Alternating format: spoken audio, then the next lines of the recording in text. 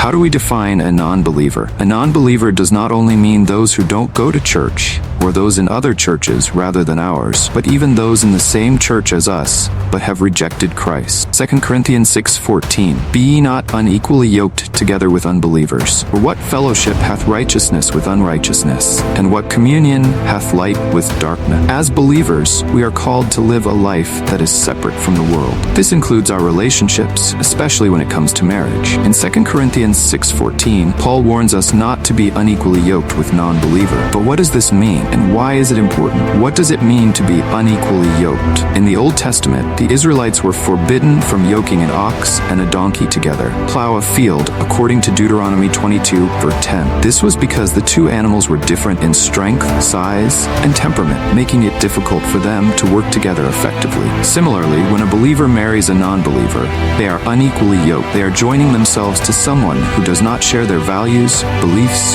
or spiritual goals. This can lead to conflicts, disagreements, and a lack of unity in the relationship. Why shouldn't believers marry non-believers? Paul gives us two reasons why believers should not marry non-believers. 1.